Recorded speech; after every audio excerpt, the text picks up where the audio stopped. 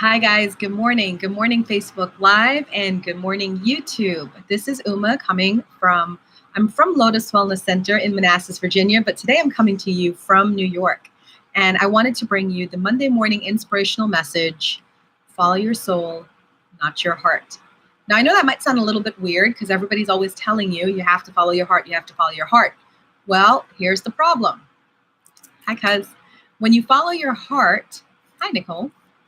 When you follow your heart, you can get yourself into some serious problems. I mean, can I get an amen, right? How many times have you followed your heart and gone into that relationship and it didn't work out? How many times have you followed your heart and gone into that job and it didn't work out? How many times have you followed your heart and trusted that person and they betrayed you? So following your heart may not be a good idea, and I'll tell you why. A lot of us are in need of spiritual healing. And what I mean by that is that we have our own issues we have to fix. Right? So if we are not consciously working on those issues that we have to fix, we are only coming from the same place we keep coming from. Do you hear me? All right. Let me repeat that for you. We can only make decisions from the same place we've been making decisions from. So for instance, before you judge that girlfriend who keeps dating the same guy, just put a different shirt on him and call him a different name, but it's the same person. Before you judge that person, take a look at yourself. How many times have you done the same thing in your life? It may not be a relationship, but it could be the same old decisions you're making time again, day in, day out, right?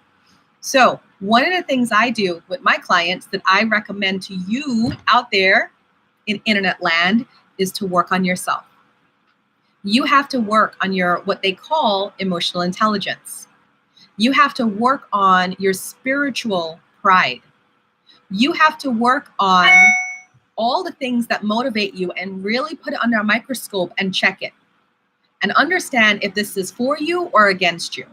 Because if you keep following your heart, then what happens is you could just be attracting to you the things that you know. And what if the things that you know are not good for you, right?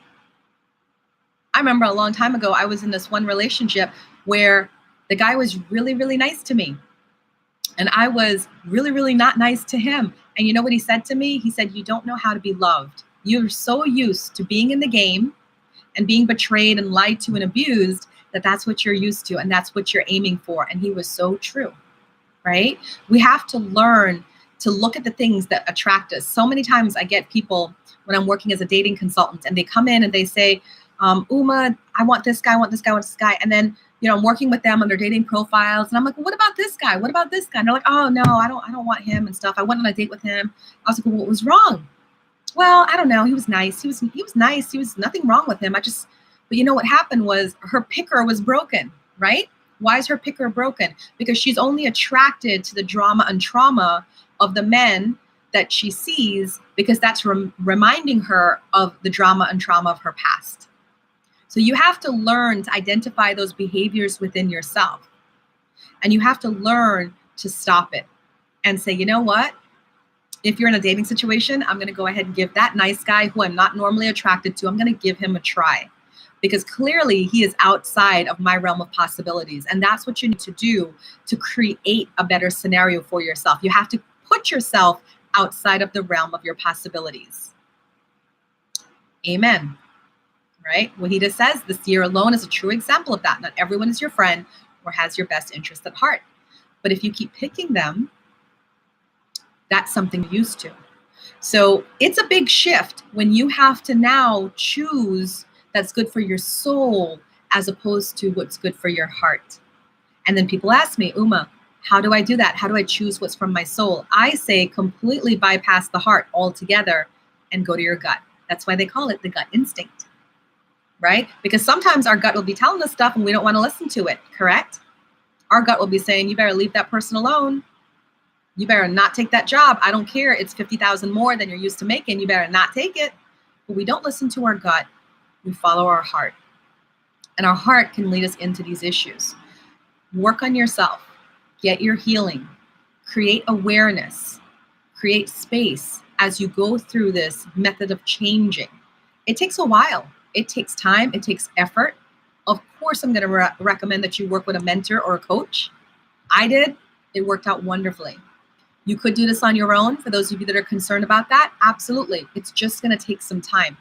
One time I did this on my own, working on a particular thing that was sticking me. It took me 10 months. All right. So work on yourself, either by yourself or with a coach, and get these things fixed. No longer are you allowed to work from your heart unless you know to yourself that your heart, your mind, your soul are all in connection. And if they're all in connection, then go for it.